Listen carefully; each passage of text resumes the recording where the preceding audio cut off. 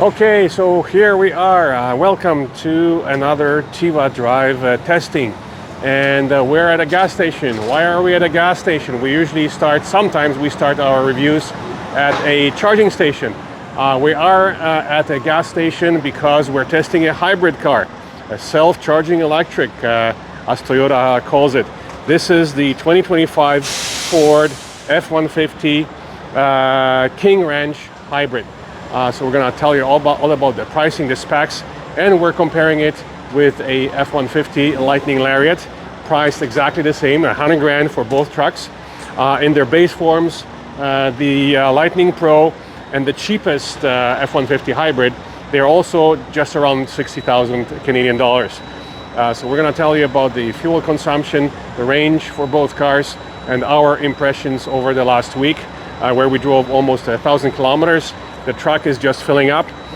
This is the most painful part of owning a gas or a hybrid car or truck, is the pain at the pump.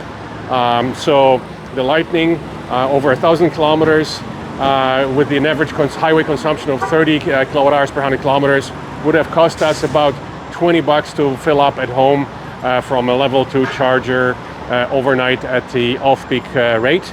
We're here at the average consumption of about 10 liters per 100 kilometers, which is the average for our test this week. It's gonna cost us well over $100 to fill up. I'm estimating close to $150. The pump is gonna just stop so we can go and check the total price for the fill up. And there's gonna be a difference of at least $100 each week if you happen to be driving 1,000 kilometers a week, which some people are. That could mean a difference of about $100, and that just fuel alone, it's $100 a week. And so, plus the difference in maintenance, which is very little of, and there is a difference in oil changes, brake service, etc. So we'll discuss it. Let's have a look at our cost to fill up, and then we're gonna take you for a spin to give you other impressions.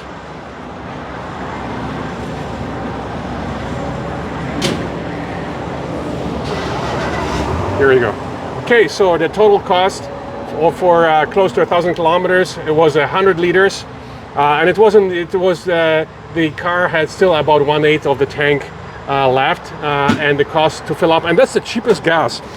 Keep in mind that we're still filling up with 87, which costs $1.36, versus some of the other cars we tested, which are 40 cents per liter more expensive. For the 93 would have been $1.73. So even with the cheapest gas, it cost us $135 to fill up. Again, versus $20 to fill up the Ford F-150 Lightning. That being said, let's jump inside and take you for a spin. Okay, here we are at a gas station inside a 2025 Ford F-150 King Ranch Hybrid. Powerful machine, but it's supposed to be economical as well, efficient because of the hybrid setup. So is it set up for efficiency or is it set up for power? We'll tell you in a moment the results of our testing, etc. And we'll give you the pricing and the total specs. So let's take you for a spin. Perhaps before we go, we'll mention that this is a different setup than the Lightning. So as you know, the Lightning, if you look at our video from 2 weeks ago, the Lightning has a vertical screen. Here you have a horizontal screen. It's smaller, so the Lightning screen is at least twice as big, but you have all the physical buttons here in this F-150 King Ranch, versus a lot of these functions are being relegated to the center screen. As an example, which we like, so we kind of almost wish that we could have a Lightning with this kind of screen, and perhaps the base Pro that sold just around $60,000 mark, maybe that's the screen that you have in the F-150 Pro, the cheapest version of the Lightning. So we would love to maybe, they were never basically given to a press fleet. We always get these Lariats, XLTs, Platinums, etc., etc. So perhaps we'll go to a dealer to test drive the base F-150 Lightning Pro to see if it has the same setup, because we actually kind of prefer it because they have a lot of physical buttons here. So all the climate stuff is here, seat cooling, seat heating, defrost, etc. This car is being a King Ranch and a 100 grand truck. It also has heated, cooled and massaged front seats. This is your entertainment buttons and turn knobs. This is for the climate. On off is pretty easy, just press it on or off. And this one here is your drive mode. So again, in the Lightning you have to do all this through the on-screen functions. Here you have physical buttons, so various setups for various all-wheel drive. So you have 2 low, 2 high, 4H, 4 low, 4 high. And then the drive modes, you basically you have a turn knob and you have 6 different modes. In the Lightning you only have basically your normal, sport and your tow mode. Here you have 6 different modes, so let's go through them quickly. You can look at the screen. The main dashboard actually changes for each mode as well. So we'll turn the knob all the way to the left. It will go all the way to the left, and you have the sport mode, the next one up, and it's shifting 4x4 systems, of course, because certain systems use only 2-wheel drive, certain modes use all-wheel drive. So let's try it again. So first one on the left is first one on the left is a sport. The second one is eco. Third one is tow haul. Fourth one is normal. Fifth one is slippery, and the 6th one is off-road. And each one has a different, as you can see, we're off-road. It's kind of showing, it's actually changing the permanently into the rear view camera, high definition, showing you where you're going in case you really want to go off-road to make sure you don't fall off a rock or something. And the screen changes completely as well. So obviously we cannot drive on the highway. In the off-road mode is limited, I believe, 30 or 40 kilometers per hour only. So we're gonna take it off. So let's go back to eco. Let's just do, we won't bother with the sport, but we'll tell you what this car is capable of and how much horsepower it has compared to its Lightning brother, eco. Here we go. Okay, so this part is the same. Your wireless charger, you know, the shift that folds in with the table here. You can tell that this is a King Ranch by this little snake in the middle. Beautiful dark brown leather.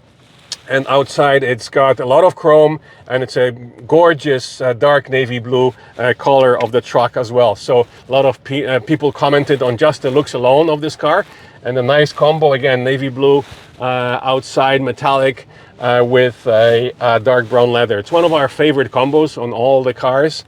That would have been our probably first pick of all the different color combos. The gorgeous opening sunroof, which is the same as the Lightning Lariat that we drove, exactly the same, with an opening window in the back. Yes, so let's tell you about the pricing. First of all, both trucks, the F150 Lightning Lariat and this excuse me, F150 King Ranch hybrid, priced at about just over $100,000 Canadian.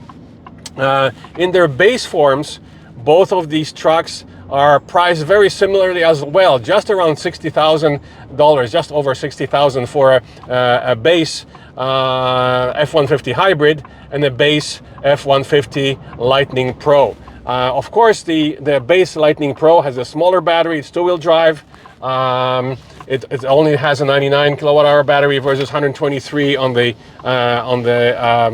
more expensive Lightnings, and it has less horsepower, of course, and it being only a single motor instead of a dual motor.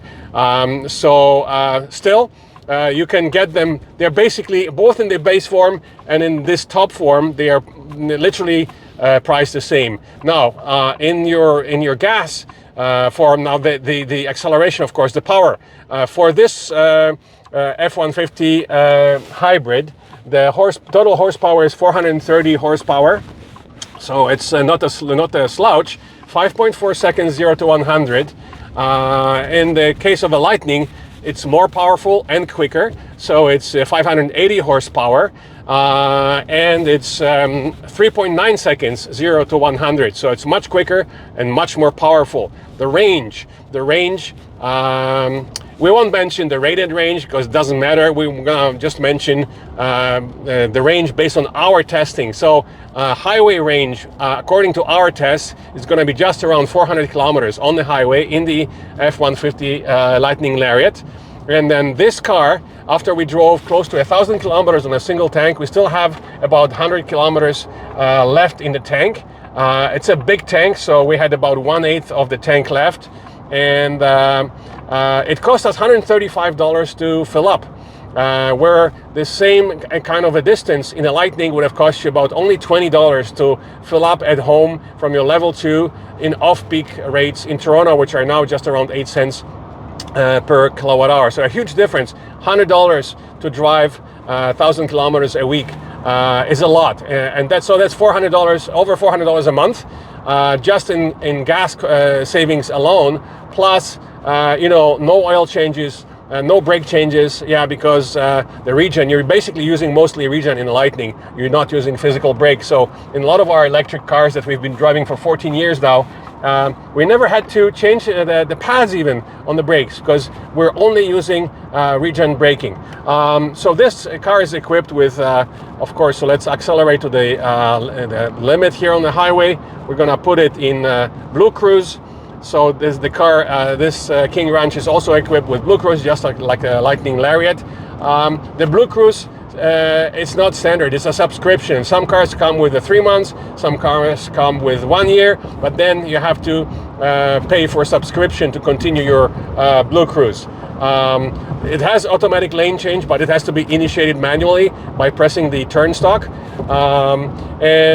So basically it's different than the Mach-E. Actually, we're jumping back into a Mach-E, a different version of it. We drove a 2025 all-wheel drive standard version. We're going to be also testing the new 2025 GT and the Rally versions. So in case of a Mach-E, they upgraded the Blue Cruise system to totally automatic line changes, meaning that if you hit a slower car in front of you, the car will automatically change lanes. Whoops. I guess it's not really in auto steer right now. Anyways, so basically in the Blue Cruise, the car will automatically initiate lane change, where in this F150 you know, hybrid and Lightning, you have to manually activate it. So the consumption and range. So based on our testing, 400 kilometers highway range for the Lightning, and over 900 kilometers on the full tank for this hybrid. So yes, you have longer range, but you know, every 900 kilometers or so, you have to go to a very painful fill up at the gas station, where your F150 Lightning is full every day at home after you plug it into your level 2 charger. And because the Lightning has a fairly large battery, 123 net usable you know, battery, you're gonna be better off, depending on how much you drive every day, you're gonna be better off with probably much more powerful at least 40 kilowatt of charging power at your level 2. So it would be ideal to have at least, you know, 10 minimum. I'd say minimum for a Lightning would be to have like a 6-7 kilowatts of home charging, and you can have up to 11 kilowatts of charging off of level 2 at home, and that would be ideal. So the towing, of course, everybody's going to ask about towing on this car. Let's see, like, I'm not sure why the Blue Cruise has not turned on. Lane keeping, see, for some reason I turned off the Blue Cruise. Now it's in Blue Cruise, so it's totally hands-free. We're on the Highway 427, and it says so. It's on the hands-free. So for some reason the auto steer was turned off. Now it's in full Blue Cruise. Towing differences, minimal. Everybody thinks that electric trucks have, I'll keep hands on the wheel just because we're on the collector's lane now. So let's go to the left lane. So towing capacity for this hybrid is 11,200 pounds. For a Lightning, it's 10,000 pounds. So there's only 1,200 pounds difference in towing capacity between the Lightning and the hybrid.